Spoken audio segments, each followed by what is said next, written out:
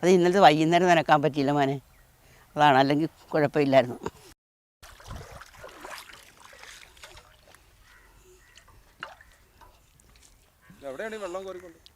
ചീരക്കൊഴിക്കാൻ വരിക, ചീര പലരും കൃഷി ഓഫീസർ വരെ ചീരയുടെ വിത്ത്, അരിയല്ല വിത്ത് ചോദിച്ച് വന്ന് എൻ്റെ വീട്ടിൽ വന്ന്, ഞാനാണ് കൊടുത്തെന്ന് ഇപ്പോഴാണ് സാററിയണം.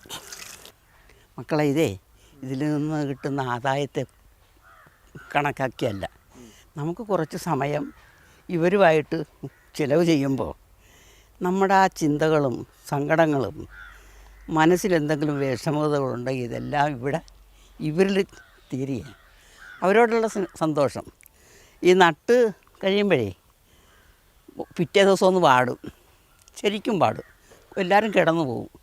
വൈകുന്നേരം ആകുമ്പോൾ ഞാൻ പോകുമ്പോൾ പറയും, മക്കളെ നിങ്ങൾ പിന്നെ ഉറങ്ങിപ്പോകല്ലേ, പിന്നെ ഒരുപാട് കഷ്ടപ്പെട്ടാണ് അമ്മ ഇത് ഇത്ര നിങ്ങളെ ചെയ്ത് വെച്ചത്, വെട്ടിക്കളച്ച് പുല്ലൊക്കെ കളഞ്ഞൊരുപാട്.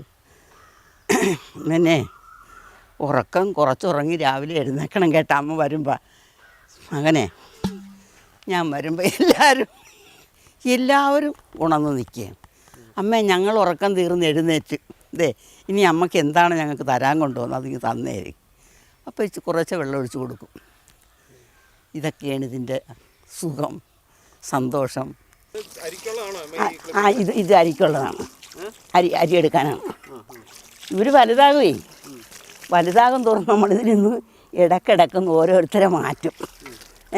എന്നിട്ട് ഇവർക്ക് നല്ല രീതിയിൽ ഇവർക്ക് ഭക്ഷണം കൊടുക്കും. അപ്പോൾ ഇവർ നല്ല കരുത്തോടെ വരും. 300 രൂപയുടെ ചീര വിൽക്കാം, 300 രൂപയുടെ ചീര വിൽക്കും, ബാക്കി കറിയും വെക്കും. ഇടയ്ക്കിടയ്ക്ക് അതല്ല, ഇച്ചിരി കൂടിയൊക്കെ കിട്ടും. എനിക്കോ അയ്യ,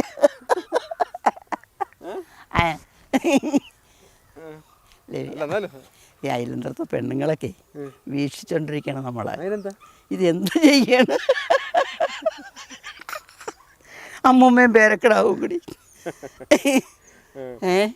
എനിക്കിതിൻ്റെ കണക്കെന്നറിയാൻ വേണ്ടി കണക്ക് ഇനിയൊരിക്കൽ പറഞ്ഞു തരാം. എന്നാലും എൻ്റെ ഫോൺ നമ്പർ എടുത്തോണ്ട് വയ്ക്കും. പറഞ്ഞോ, എനിക്ക് പറയണറിയാൻ മേല. വേണ്ട, അല്ല എനിക്ക് ഈ ഒരു പരമ്പര 300 രൂപ ചീര വിൽക്കുള്ളൂ എന്ന് പറഞ്ഞാൽ അല്ല 300 രൂപ കിട്ടും. എന്തിനാ ഈ പ്രായത്തിൽ ഇങ്ങനെ കഷ്ടപ്പെടണേ? ഇത് കഷ്ടപ്പാടല്ല കൂട്ടാ, ഇത് കഷ്ടപ്പാടല്ലേ.